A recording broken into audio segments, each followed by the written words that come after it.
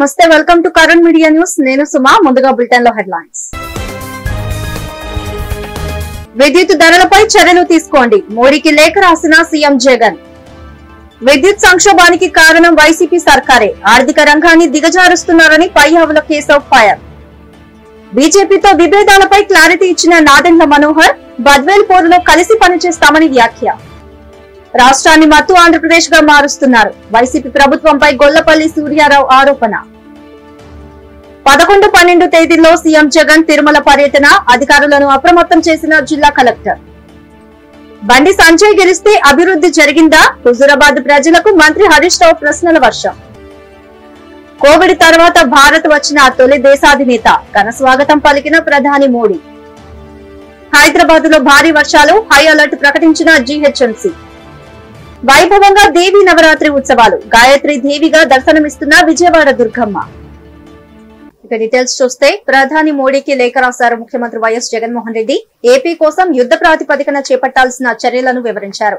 విద్యుత్ ధరలు అదనపు ఇంధనంపై ప్రత్యేక చర్యలు తీసుకోవాలని విజ్ఞప్తి చేశారు సెప్టెంబర్ నెలలో విద్యుత్ డిమాండ్ 20% పైగా పెరిగిందన్నారు కొన్నిసార్లు విద్యుత్ కొనుగోలు చేయాలంటే యూనిట్ కు 20 రూపాయలు చెల్లించాల్సి వస్తుందని వెల్లడించారు కోవిడ్ తర్వాత రాష్ట్రంలో విద్యుత్ వినియోగం 20% మేర పెరిగిందని వివరించారు బొగ్గు కొరత వల్ల విద్యుత్ ప్లాంట్లు సంక్షోభంలో చిక్కుకునే ప్రమాదం ఉందని ఆందోళన వ్యక్తం చేశారు ఏపీ జెన్కో రాష్ట్ర విద్యుత్ అవసరాల్లో 45% మేరకు తీర్చగలుగుతోందని వివరించారు 1-2 రోజుల బొగ్గుల నిల్వలు మాత్రమే ఉన్నట్లు లేఖలో తెలిపారు బొగ్గు కొరత వల్ల ఏపీలోని థర్మల్ విద్యుత్ కేంద్రాలు సగం సామర్థ్యంతో పనిచేస్తున్నాయని మోదీకి వివరించారు జగన్ ఏపీలో విద్యుత్ సంక్షోభానికి కారణం వైసీపీ ప్రభుత్వమేనని ఫైర్ అయ్యారు పీఏసీ చైర్మన్ పయ్యావుల కేశవ్ విద్యుత్ విషయంలో విభజన నాటికి ఏపీ మిగుల్లో ఉంటే తెలంగాణ లోటులో ఉందని అలాంటిది ఇప్పుడు విద్యుత్ విషయంలో సీన్ రివర్స్ అయిందని మండిపడ్డారు ఆర్థిక రంగాన్ని కుదేలు చేసినట్టే విద్యుత్ రంగాన్ని కుదేలు చేశారని నిప్పులు చెరిగారు PAC chairman Payyavula Keshav CM Jagan కు అధికారులు తప్పుడు సమాచారం అందిస్తున్నారని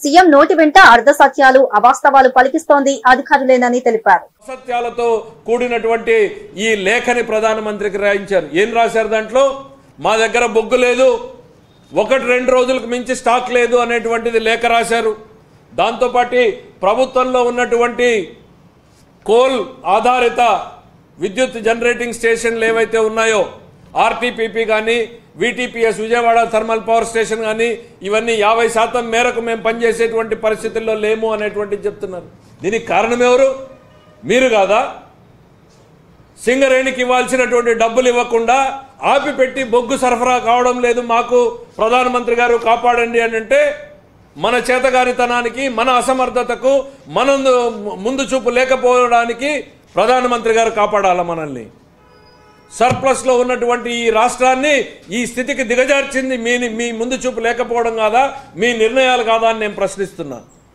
ఏం రాస్తున్నారు లేఖలో మీరు ఈ రాష్ట్రంలో అద్భుతంగా రాయలసీమ పెద్దలు పోరాడి నిర్మించినటువంటి Rayalaseema power station thermal power స్టేషన్ని 50% 50% కెపాసిటీ నడుపుతున్నారు ఈ పక్కన ఉన్నటువంటి వీటీపీఎస్ని దాదాపు అదే స్థితికి దిగజారుస్తున్నారు మీ ఉద్దేశం ఏంటి వాటిని క్లోజర్ దిశగా తీసుకెళ్ళాలి ప్రైవేట్ రంగం చేత పవర్ కొనాలి అనేటువంటి దిశగా ఇవాళ గొంతు మీదకి వచ్చింది కాబట్టి మాకు బొగ్గు సరఫరా లేదంటున్నారు బొగ్గు సరఫరా ఎందుకు లేదు ఇవాళకి ఇవాళ ఏమన్నా థర్మల్ ప్రొడక్షన్ పెరిగిపోయిందా వర్షాలు గొప్పగా వచ్చేసి ఏమన్నా ప్రొడక్షన్ దేశవ్యాప్తంగా ఆగిపోయిందా మీరు డబ్బులు ఇవ్వలేదు ముందు చూపు లేకపోవడం మూలన ఇంకా ఈ రాష్ట్రంలో 2 మేజర్ పవర్ ప్లాంట్స్ ఉన్నాయి కోల్ బేస్డ్ మీరు చెప్పినట్టుగానే కోల్ బేస్డ్ హిందూజాస్ ఉంది కృష్ణపట్నం పవర్ ప్లాంట్ ఉంది వాళ్ళు దాదాపు 3-6 నెలలుగా పవర్ ఆపేసుకునేటువంటి పరిస్థితికి వచ్చారు కారణం ఎవరు మీరు కాదా ఈ రాష్ట్రంలో పవర్ ప్లాంట్లలో పవర్ కొనకుండా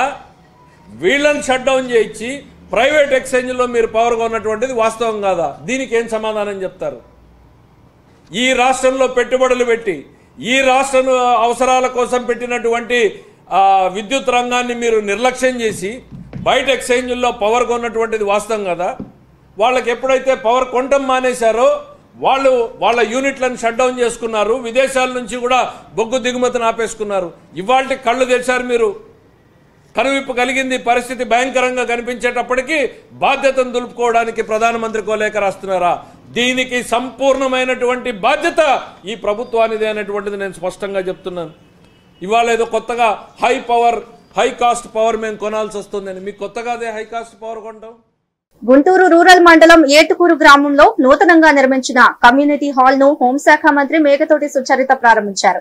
గ్రామంలో తాగునీటి సమస్యకు శాశ్వత పరిష్కారం చూపామని సుచరిత చెప్పారు. ఏటుకూరు అభివృద్ధికి కృషి చేస్తున్నామని చెప్పారు.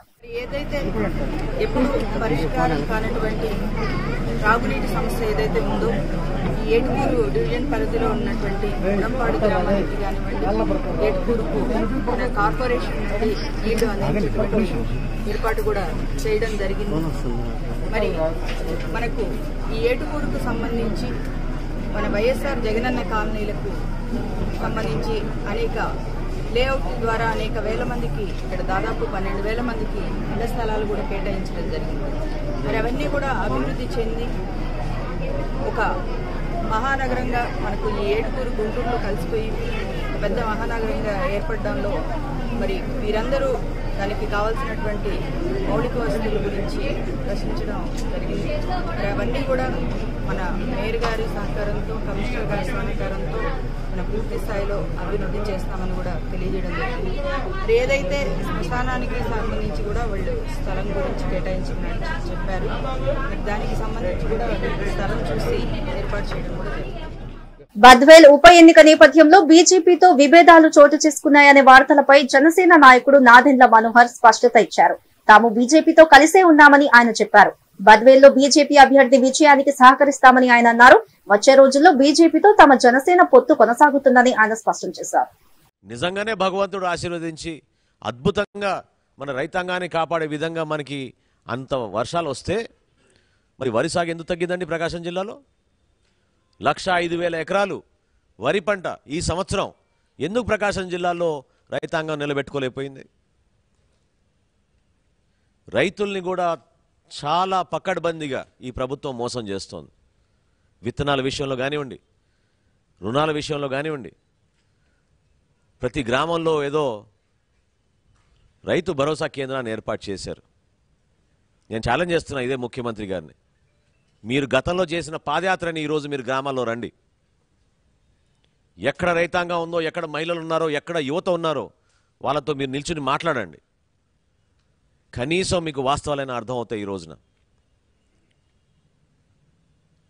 ఈ జిల్లాలో ప్రధానంగా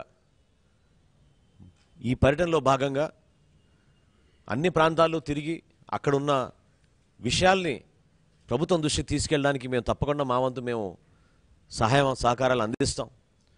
ప్రజల పక్షాన నిలబడడానికి జనసేన పార్టీ ఎప్పుడు కూడా నిజాయితీగా కష్టపడి ప్రజలకి దగ్గరే విధంగా ప్రజాస్వామ్యబద్ధంగా మేము చేసుకునే కార్యక్రమాలు దయచేసి మీరు ఎవరు కూడా అడ్డుకోబాకండి. ఎందుకంటే యంత్రాంగాన్ని దుర్వినియోగం చేసి వాలంటీర్ల వ్యవస్థల్ని అనవసరంగా పాపం పోలీసు వాళ్ళని కూడా బెదిరించి పైనున్న అధికార యంత్రాంగం చాలా ఇబ్బంది పెడుతున్నారు. రైతుల కోసం, యువత కోసం, మహిళల కోసం Janasena party new age politics తీసుకొచ్చి ఈ దసరా ఉత్సవాల తర్వాత అన్ని క్యాంపస్ల్లో కూడా యువతని ఆకర్షణీయం చేసే విధంగా, యువతకు రాజకీయాలపైన పూర్తి అవగాహన కలిగే విధంగా, రాష్ట్రంలో నెలకొన్న సమస్యలపైన ప్రతి క్యాంపస్లోనూ జనసేన పార్టీ వెళ్ళి మా అధ్యక్షుడు పవన్ కళ్యాణ్ గారి భావాజాలాన్ని, ప్రజాస్వామ్యంలో జనసేన పార్టీ ఏ విధంగా ఒక కొత్త తరహా రాజకీయాలు తీసుకురాబోతోందో, దానికి ఏ విధంగా ప్రజలు అర్థం చేసుకుని ఈ పోరాటాన్ని ముందు తీసుకెళ్లే విధంగా వాళ్ళు కూడా సహకరించాలనే భావనతోటి మా వంతు ప్రయత్నం మేము ఖచ్చితంగా చేస్తాం. మనస్ఫూర్తిగా మిమ్మల్ని అందరినీ నేను ధన్యవాదాలు తెలుపుకుంటున్నాను. ఈ సమస్యలపైన నిజాయితీగా పోరాడే పార్టీ జనసేన పార్టీ. పవన్ కళ్యాణ్ గారు ఈ రోజున మా పార్టీ అధ్యక్షులుగా ఆయన చేస్తున్న కార్యక్రమాలు, ఆయన నిలబడిన తీరు చూసి ఎంతోమంది ఆకర్షితులై మా పార్టీలో ఇంకా ప్రతిరోజు మా బలం పెరుగుతూనే ఉంది. భవిష్యత్తులో కూడా ఈ ప్రాంతానికి టీడీపీ అధినేత చంద్రబాబు సమక్షంలో తూర్పుగోదావరి జిల్లా రామచంద్రాపురం వైసీపీ నాయకులు టీడీపీలో చేరారు. కండువా కప్పి పార్టీలోకి చంద్రబాబు ఆహ్వానించారు. టీడీపీ సరైన పార్టీ అని నమ్మి వచ్చిన ప్రతి ఒక్కరికి స్వాగతం పలికారు. అలాగే పార్టీని అంటిపెట్టుకుని ఉన్న నాయకులకు అభినందనలు తెలిపారు.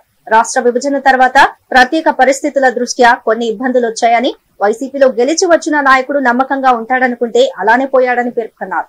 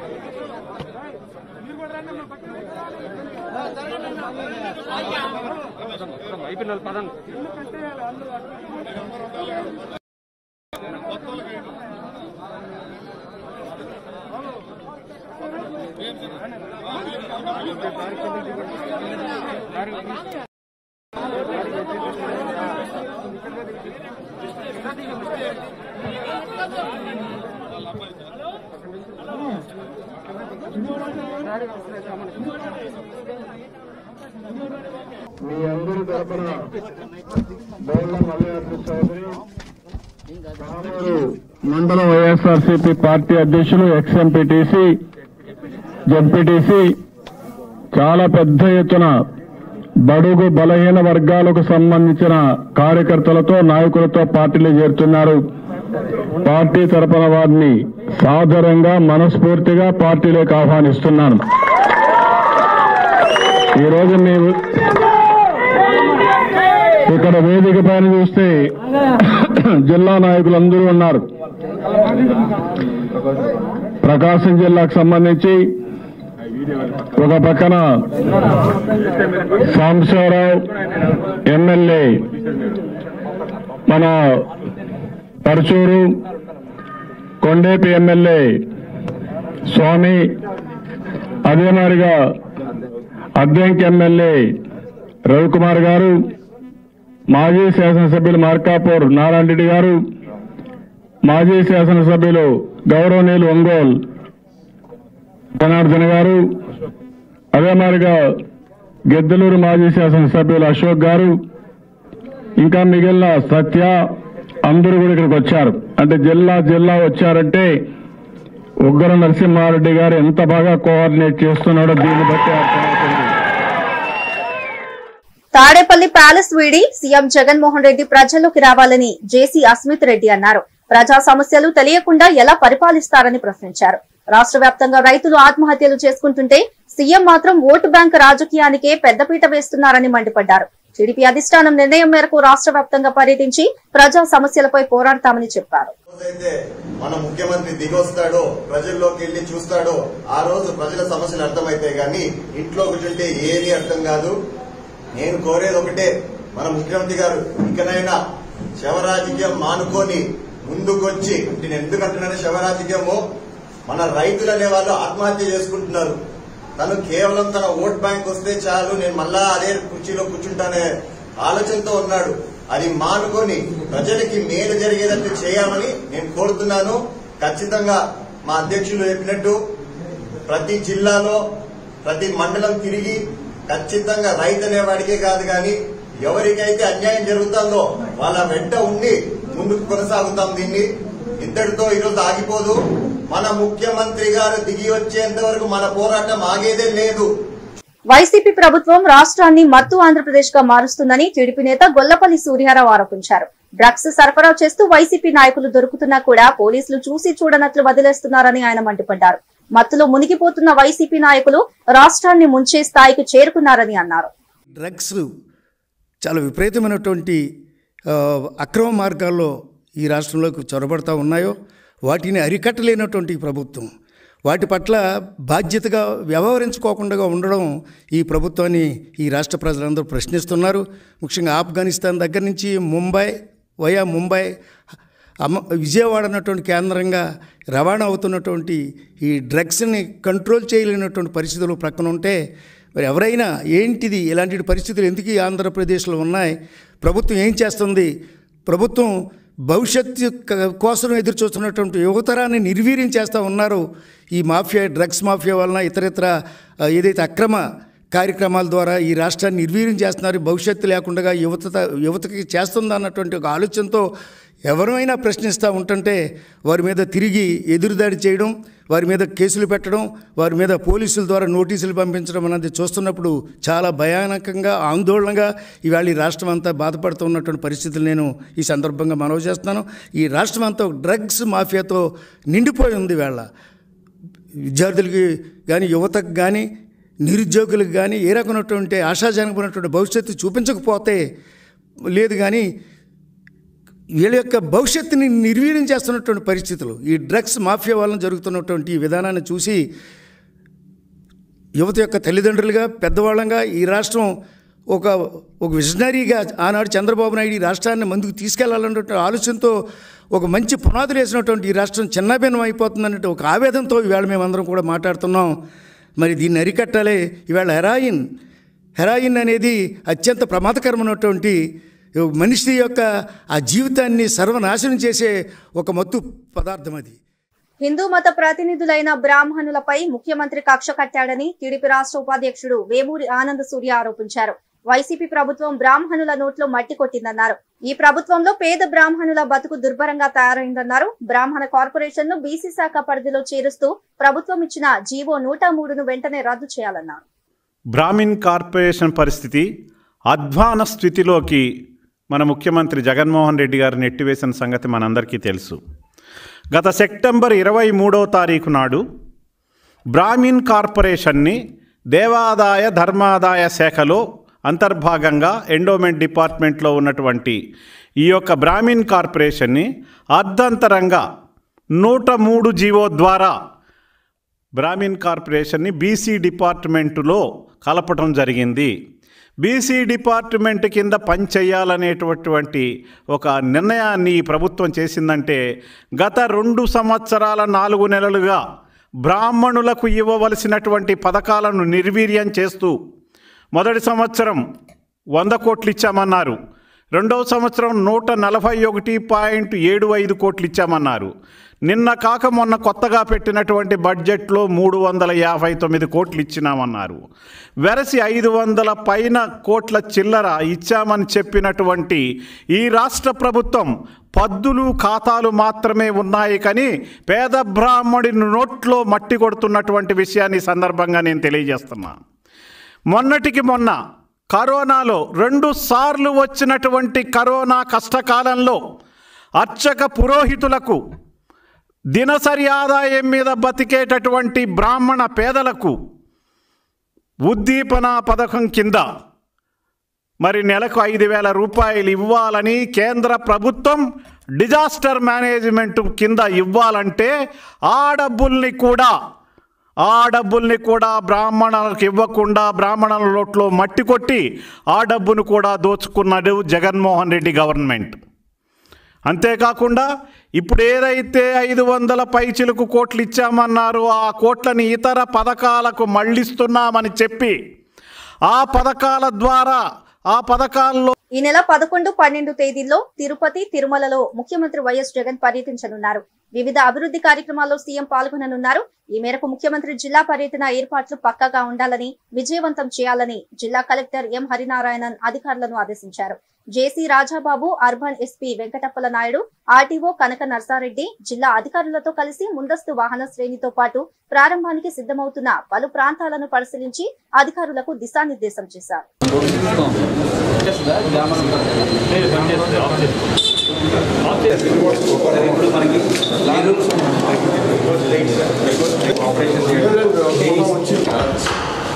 మీ డాక్టర్స్ ఎంతమంది? ఈయన ఒకరు.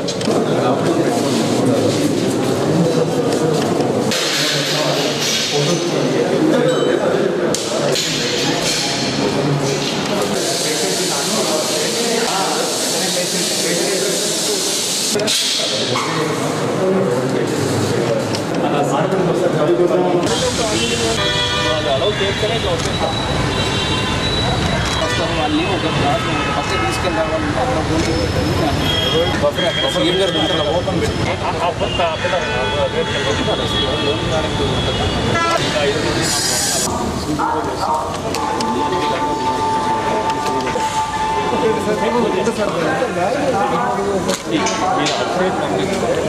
నలుగురు ఐదుగురు లేకున్నా కూడా కూరవచ్చు.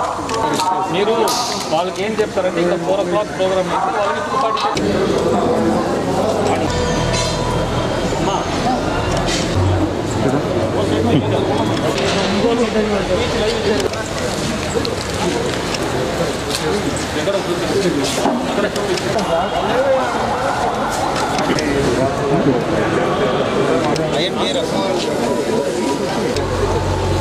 రాష్ట్రంలో పెట్టుబడులు పెట్టాలని భావిస్తున్న ఫ్రెంచ్ కంపెనీలకు అన్ని విధాలుగా సహకరిస్తామని మంత్రి కేటీఆర్ హామీ ఇచ్చారు.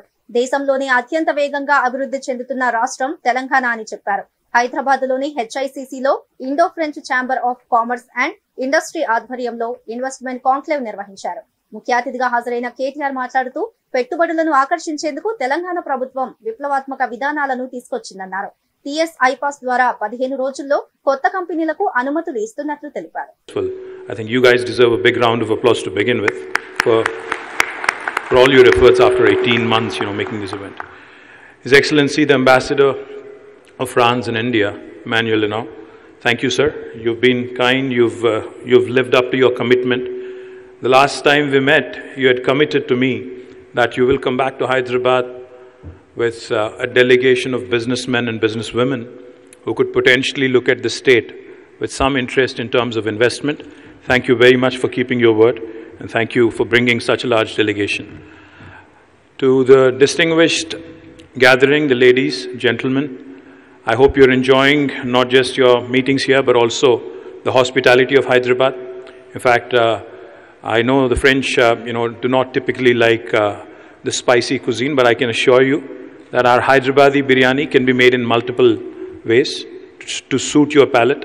So I do hope that you get to taste it. I do hope that you get to spend some time not only doing business, but also going around and enjoying some of the heritage structures, some of the wonderful, shopping experiences that Hyderabad also has to offer.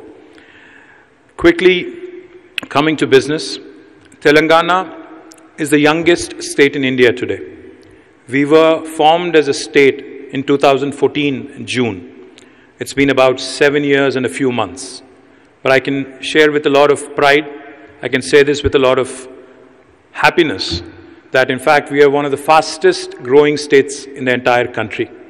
Today, not me as a minister of this state or this government, but the Reserve Bank of India has released a recent report about a week, 10 days ago, which has clearly stated that even though Telangana geographically is 11th largest in the country, even though population-wise we are the 12th largest in Karimnagar జిల్లాలోని హుజూరాబాద్ లో ఉప ఎన్నికలు నిజాయితీగా జరిగితే TRS కు deposit కూడా రాదని BJP అభ్యర్థి ఈటెల రాజేందర్ అన్నారు. ఎమ్మెల్యే పదవికి తనను రాజీనామా చేయాలని డిమాండ్ చేసిందే టీఆర్ఎస్ వారేనని ఈటెల ఆరోపించారు. తనపై మంత్రి హరీష్ రావు మతి లేకుండా మాట్లాడుతున్నారన్నారు. టీఆర్ఎస్ పార్టీకి నిజాయితీ లేదన్నారు. డబ్బు మద్యాన్ని కేసీఆర్ నమ్ముకున్నారని ఆయన ఆరోపించారు. హుజూరాబాద్ లో అరాచక ముఠా, దొంగల ముఠా తిరుగుతోందన్నారు. నిజాయితీగా ఎన్నికలు జరిగితే టీఆర్ఎస్ కు డిపాజిట్ కూడా రాదు అని ఈటెల పేర్కొన్నారు. రాష్ట్ర కేంద్ర నాయకత్వానికి నేను కృతజ్ఞతలు తెలియజేస్తా ఉన్నా. నా నామినేషన్లో మేమున్నామని, ఈ గెలుపు మా బాధ్యతని మా రాష్ట్ర అధ్యక్షులు బండి సంజయ్ గారు, మా మిత్రులు కేంద్ర మంత్రివర్యులు పెద్దలు కిషన్ రెడ్డి గారు, నాతో పాటుగా నామినేషన్ పత్రాలు మేము మా పరంగా పార్టీ పరంగా అందించడం జరిగింది. వారికి మా కృతజ్ఞతలు తెలియజేస్తూ ఉన్నాం. ఇవాళ జితేందర్ రెడ్డి గారి నాయకత్వంలో మా మొత్తం రాష్ట్ర పార్టీ యంత్రాంగం అంతా కూడా గత కొన్ని రోజులుగా ఇక్కడ బాధ్యత నిర్వహిస్తున్న విషయం మీకు తెలుసు. ఇవాటి నుంచి ఒక రోజు కూడా ఎక్కడికి వెళ్లకుండా మళ్ళీ ఎలక్షన్ వరకు లోకల్ సహచర కార్యకర్తలకు పార్టీకి అండగా ఉండి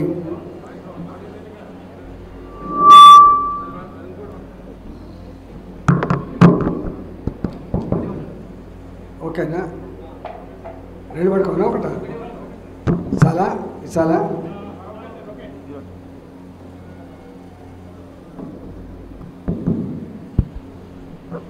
దీని నుంచి పీడి తీసుకురాదు. దేశ చరిత్రలో హుజురాబాద్ ఎన్నిక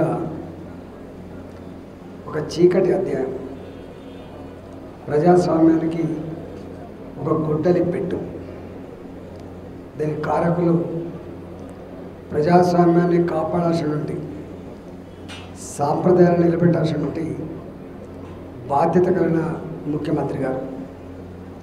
కానీ ఆ బాధ్యతని తుంగలు తొక్కి, ఎన్ని అడ్డదారులైనా తొక్కి,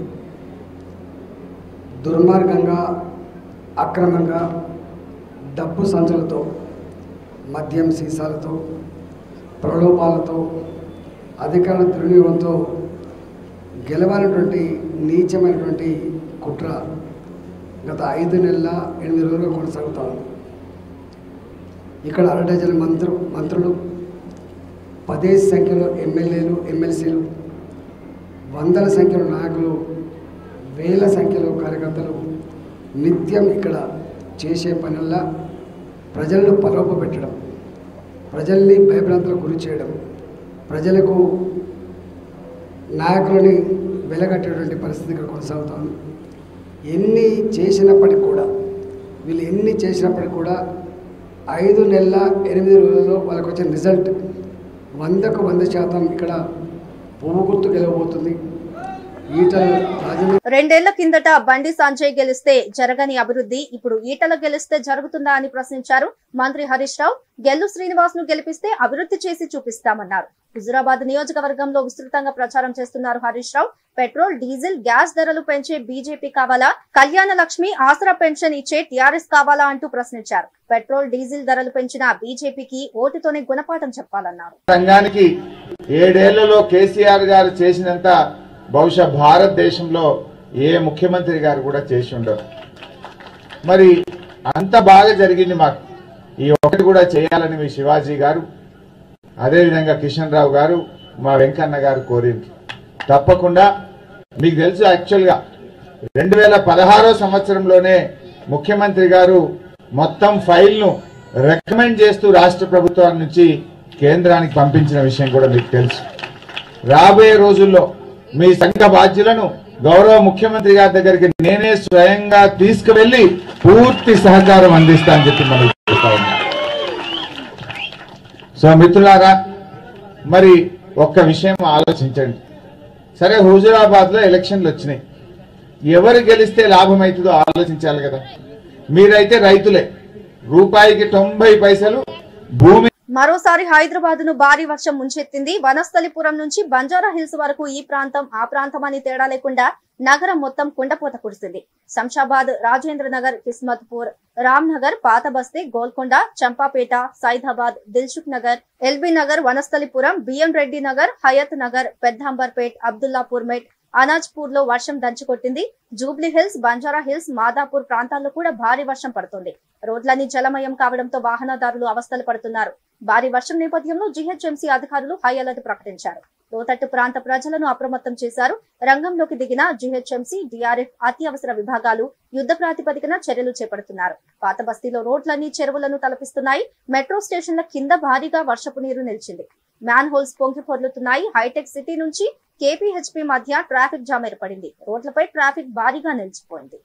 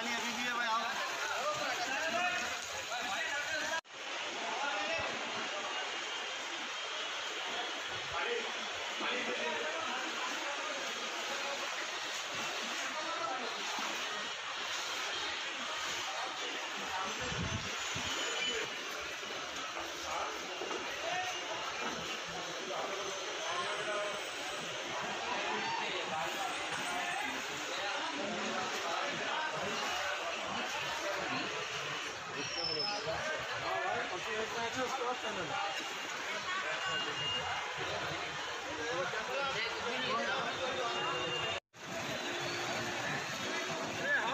జగనన్న క్లీన్ ఆంధ్రప్రదేశ్ సంకల్పంలో ప్రజలు భాగస్వామ్యులు కావాలని ఎంపీ మార్గాని భరత్ పిలుపునిచ్చారు. రాజమహేంద్రవరంలో ఏర్పాటు చేసిన క్లీన్ ఆంధ్రప్రదేశ్ అవగాహన ప్రదర్శనలో ఎంపీ మార్గాని భరత్ పాల్గొన్నారు.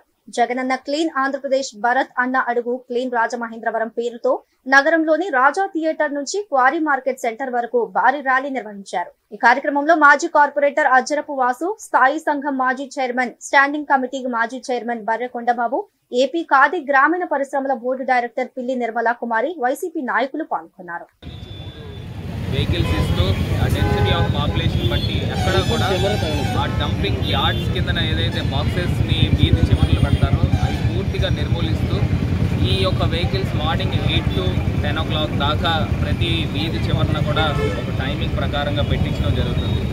ప్రజలందరికీ కూడా ప్రతి ఇంటికి ఒక 3 డస్ట్బిన్స్ ఇవ్వడం జరుగుతుంది.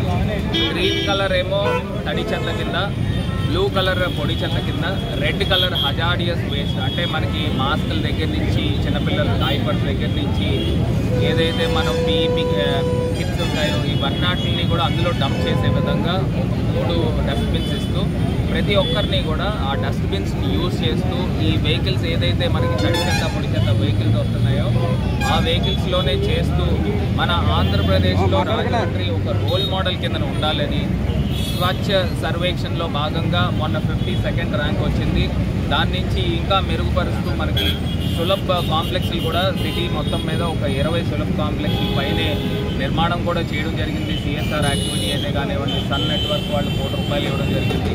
అదేవిధంగా ఇప్పుడు రాబోయే రోజుల్లో రూరల్ ఏరియాస్లో కూడా ఓఎన్జీసీ గేల్ దగ్గర నుంచి కూడా లెటర్స్ పెట్టడం జరిగింది. అక్కడి నుంచి కూడా ఒక 20-25 సులభ కాంప్లెక్స్లు తీసుకొస్తూ ఏదైతే ఈ రోడ్డు చూసాము మన ఈ రోడ్ను కూడా సర్వాంగ సుందరంగా డబల్ రోడ్ చేసాము. కొంతమంది తెలుగుదేశం నాయకులు చెప్తూ ఉంటారు మా టైంలో శాంక్షన్లు చేసాము, మా టైంలో మీ టైంలో ఎన్ని వేల కోట్లు శాంక్షన్ చేశారు, ఆ డబ్బులేమో ఖజానాలో 100 కోట్లు కూడా లేదు రాష్ట్ర ఖజానాలో. ఇవన్నీ కూడా ఎలక్షన్ హంబక్గా మీరు చేసిన కార్యక్రమాలు. ఇవాళ కంకణబద్దులై ముఖ్యమంత్రి గారు అన్ని రకాలుగా సమూలంగా మార్పులు తీసుకొస్తూ ఒక రెవల్యూషనరీ థాట్స్తో చేంజెస్తో ప్రజల ముందరకు వస్తున్నాము. మనము ఏ రకంగా పరిపాలన అందిస్తున్నాము, గత ప్రభుత్వాలు ఏ రకంగా అందించాయనేది రాష్ట్ర ప్రజలందరికీ కూడా అర్థమవుతున్నాయి. ఈ యొక్క స్వచ్ఛ సర్వేక్షణలో క్లాబ్లో భాగంగా రాజమండ్రిలో ఉదయం కార్యక్రమం చేసాము, ఇప్పుడు కూడా చేస్తున్నాము. అదేవిధంగా అన్ని రకాలుగా కూడా ఆంధ్రప్రదేశ్లో మరి ముఖ్యంగా రాజమండ్రిలో కదం తొక్కుతూ ప్రజలందరూ కూడా ముందుకు వస్తున్నారు. ఈ కార్యక్రమాన్ని ఏర్పాటు చేసిన అజ్జరపు వాసు గారు, అదేవిధంగా బర్రె కొండబాబు గారు ఇద్దరు కూడా మాజీ కార్పొరేటర్స్. ఈ ఏరియా అంతా కూడా మీరంతా కూడా సమాధానం చేస్తారు. తూర్పుగోదావరి జిల్లా గోకవరం మండలం పంచాయతీ కార్యదర్శి లంచం తీసుకుంటూ ఏసీబీకి చిక్కారు. రంప ఎర్రపాలెంకు చెందిన మురళీకృష్ణ అనే వ్యక్తి ఉపాధి హామీ పథకం పనుల్లో భాగంగా నిర్మించిన సిమెంట్ రోడ్లు పెండింగ్ బిల్లులు మంజూరు చేసేందుకు పంచాయతీ కార్యదర్శి హనుమంతరావు 21,000 డిమాండ్ చేశారు. దీంతో కాంట్రాక్టర్ రాజమహేంద్రవరం ఏసీబీ అధికారులకు ఫిర్యాదు చేశారు. పంచాయతీ కార్యదర్శిపై నిఘా పెట్టిన ఏసీబీ అధికారులు రంప ఎర్రపాలెం గ్రామ సచివాలయంలో కార్యదర్శి లంచం తీసుకుంటుండగా రెడ్ హ్యాండెడ్ గా పట్టుకున్నారు. నిందితుడు హనుమంతరావును రాజమహేంద్రవరం ఏసీబీ స్పెషల్ జడ్జి కోర్టులో హాజరుపరిచారు.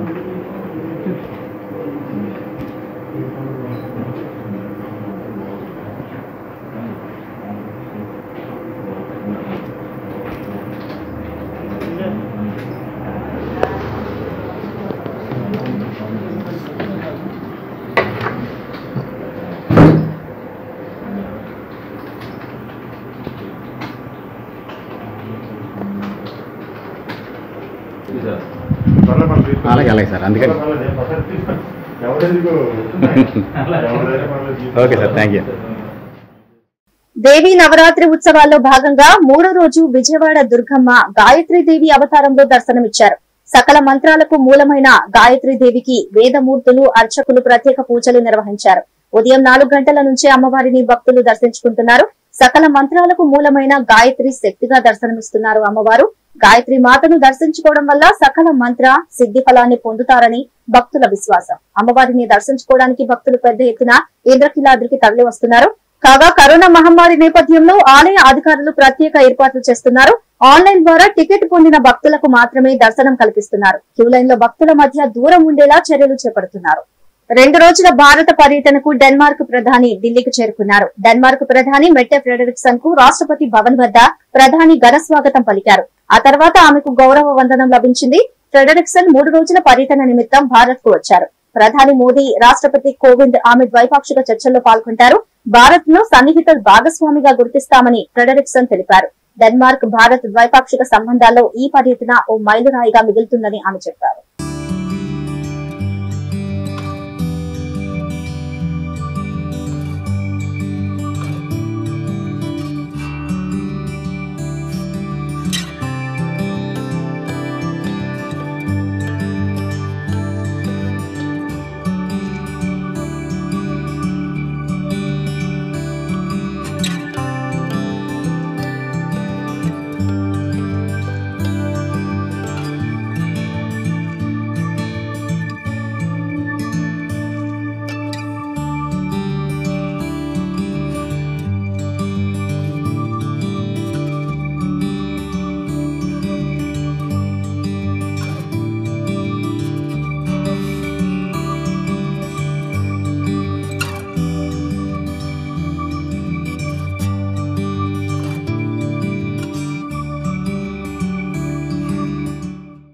ఇవే bulletin updates. Keep watching Karun media news.